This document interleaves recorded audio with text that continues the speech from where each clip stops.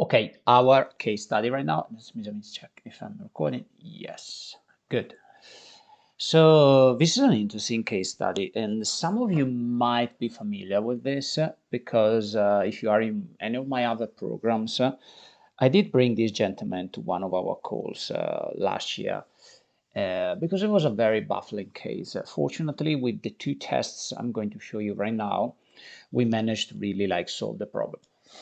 This gentleman had really unexplained fatigue for years, or better, not fully unexplained. I will tell you more about that. But there was this sense of fatigue consistently. He's 49, he's now very active since we started to work together. He lost weight, he's really in good shape. But what we could not really solve was that the first 4 hours of the morning, there was some dizziness that was taking hours to resolve. There was the sense of brain fog, the sense that not really be there. And then as the day progressed, things were getting better.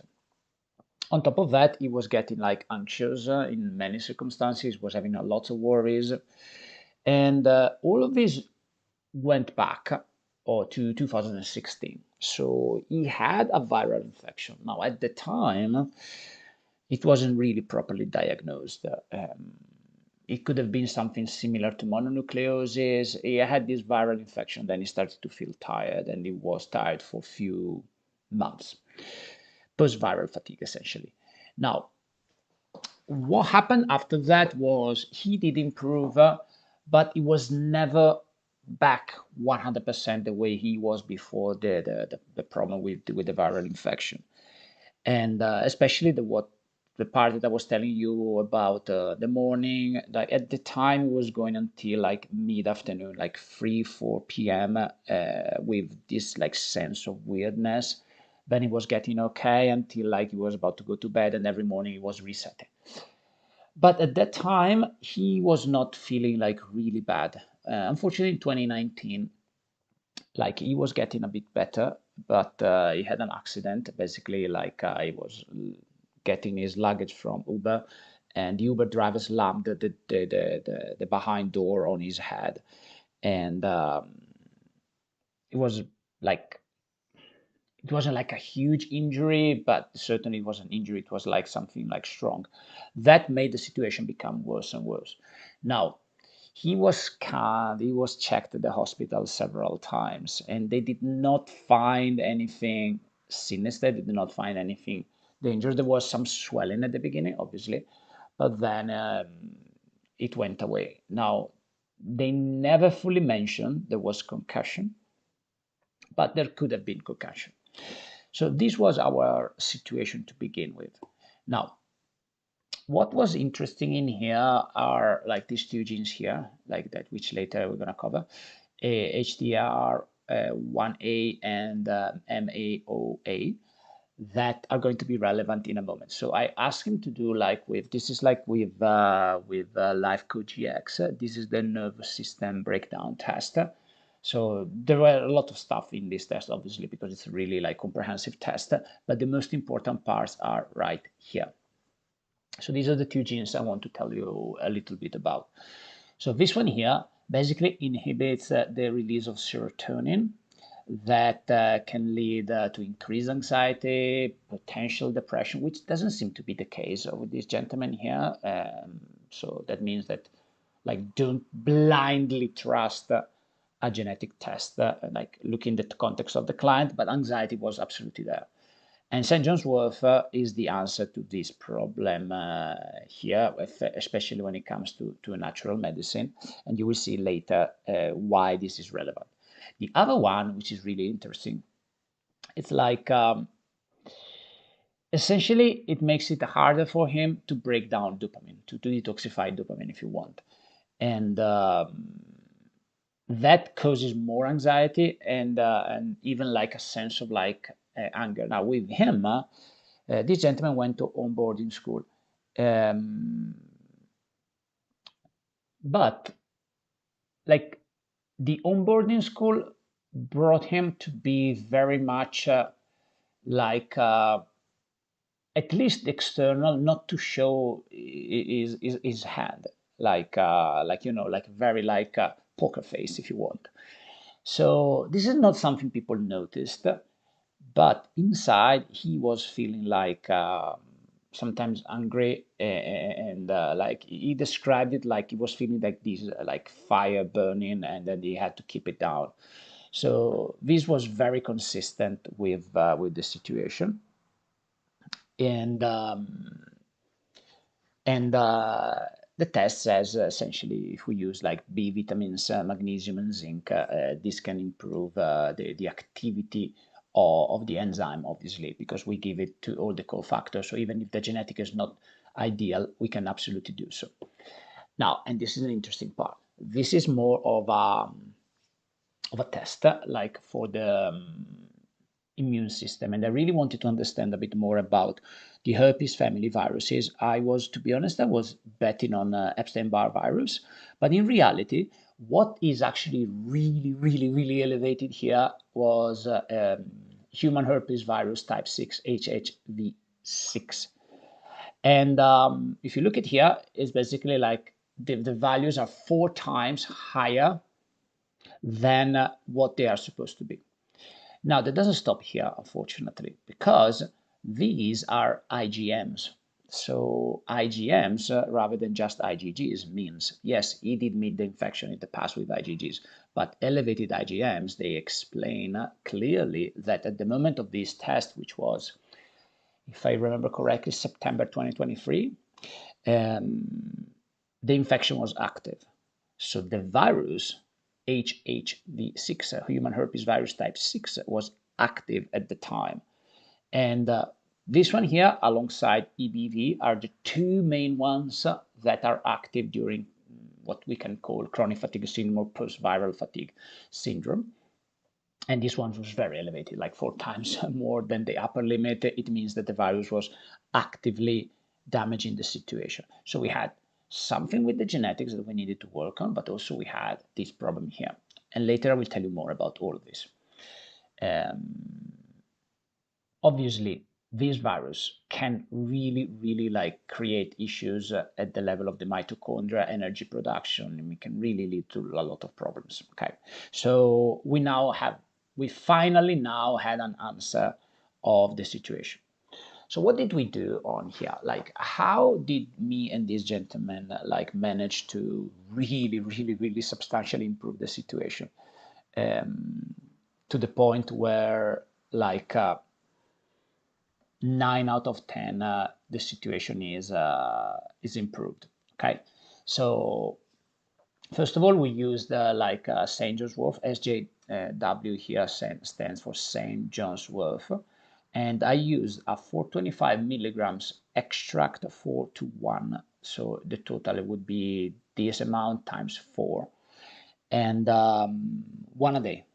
He was taking this before bed, and to regenerate all the working on the serotonin, and this was working really well. It also made the quality of the sleep better. I'm very happy. Now I also gave him like the B2, but I gave him like a methylated B complex. The reason why I picked the methylated one is because I didn't show you, but he also has problems with methylation. So I gave him like a really good methylated B complex. And I started also to give magnesium, 300 milligrams per day, 1 in the morning, 2 before bed, in the form of magnesium biglycinate. And I gave him like zinc, 25 milligrams citrate. And alongside his diet, he reaches about 45 milligrams of zinc per day, which with an active infection, I'm okay with that. And on the infection, so I did a lot of research and we did a lot of tests. We tried chaga, we tried different things. What worked the best was berberine. So he was taking at the time. Now I think he's still taking, but only once a day. But at the time when we worked hard on the infection, was berberine HCl, 500 milligrams times 2 a day. And among all of the antimicrobials, if you will, this one, it was the one that was working the best. Now, a very important point, like I work a lot with professional athletes, and I'm working also with like professional fighters, where the injuries of the brain, concussions, is something like really like possibly common. And so I was reading about creatine phosphate. I mean, actually, creatine monohydrate that becomes creatine phosphate. And normally in the amount between 5 and 8 grams per day, depending on the size of the person, can really be really helpful. Not only in energy production, because it works like to make the synapses in the brain better, like similar to caffeine, but like probably without these side effects of caffeine. And but it also really works on the brain injury. It works in like, it's not really clear what it does, but it activates the mitochondria in damaged cells, making them almost as effective as a healthy cells. So especially this is really important true um, for neurons. So that was really, really cool. Now, to actually work on the health of the neurons, I gave him also lion's mane. And the one I picked was 2,000 milligrams of a 15 to 1 extra, so equivalent of 30,000 milligrams of the powder per day. So like 30 grams essentially, was very concentrated, times 2 a day. And then I put him on light therapy, which I will show you the one I gave him exactly. And I will tell you a bit more. So this one here, like 15, 20 minutes every day, like first thing in the morning. If depending on the season, right? Right now, like at the time of this recording, is summer, and it's summer here in Italy. We have natural sun, so there wouldn't be any need. But at the time, first thing in the morning, like in England, September, you know the drill, right? And that was really, really like massively important.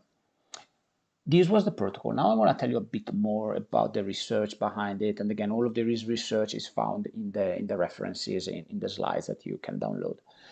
But there was like few things that I wanted to tell you about. So the recurrent herpes family infection, like HHV6, that we know this guy has, maybe still has, but now it's under control, EBV, all of them, like they may stay in the body for the rest of the life of the person. Okay, and they can be reactivated in like certain conditions. So I don't know if the virus was already present before the infection he had in 2016, or if he actually that was the infection. Very hard to tell. But certainly we know that these herpes family viruses, they tend to cause these kind of problems, like chronic fatigue syndrome, fibromyalgia. Often they are linked to these kind of viruses. Now, this is an interesting point. This was like an intuition I had, my Dr. House moment. And it came after like listening to a podcast of Professor Andrew Uberman, which was talking about the idea of in the morning, you should wait at least 20 to 30 minutes before you consume caffeine.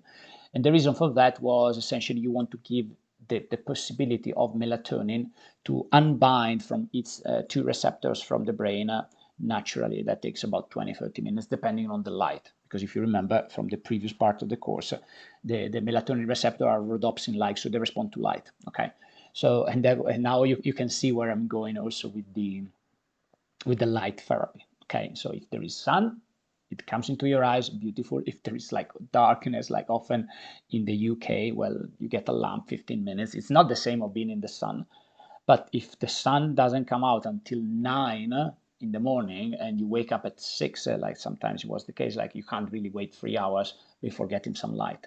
Okay, so this was really, really important.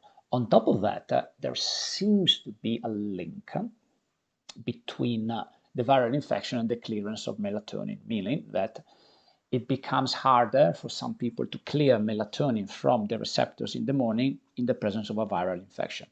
And this is consistent with the symptoms.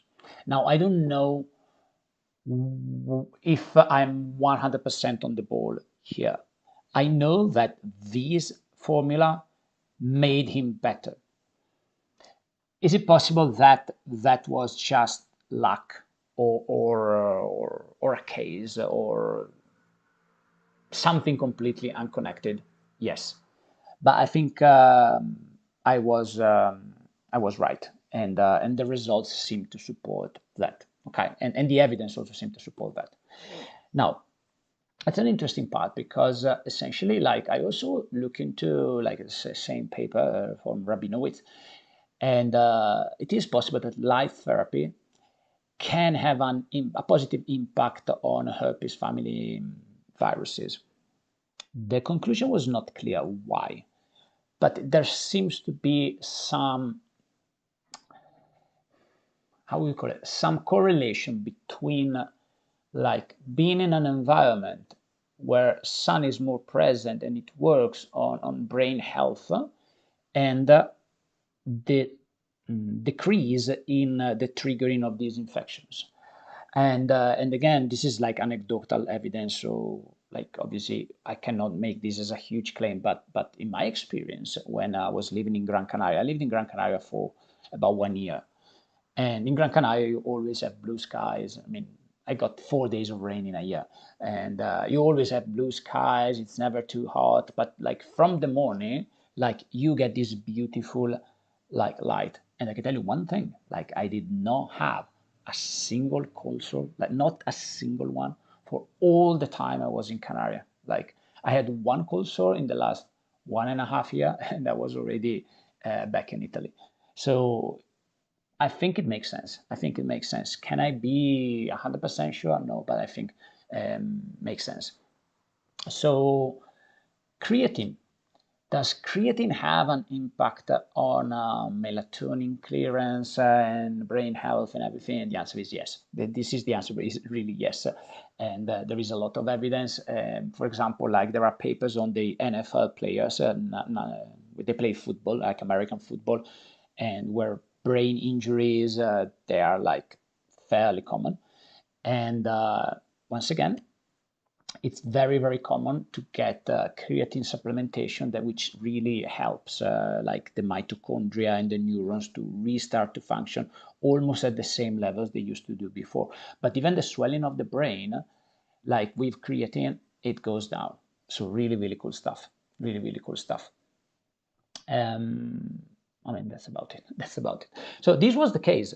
Interesting, like not everything I have full evidence about, but at the end of the day, let's go back to what I told you about this course here. In this course here, I want to help you to be like practical. So at the end of the day, I don't really care to make claims. I care that this person here had 7 years of problems that were never fixed by anybody, and I managed to fix almost all of them. Like the score he had last time was like health 9 out of 10. So is not for there is still like a little bit of dizziness first thing in the morning for, but it's about like half an hour, 1 hour. That's it. That's it. Like of everything he had, of all of that, this was left. So at the end of the day, you know what? I'm happy with the situation. I wanted to share this case study with you because I think it's very important and it sums up a little bit like some of the information we just discussed. And I'm gonna stop here, guys. I will see you in our talk. I think this is the last video, or maybe, or if I don't put it as last, I'm gonna see you in the next videos. For now, have a beautiful day. Ciao, ciao.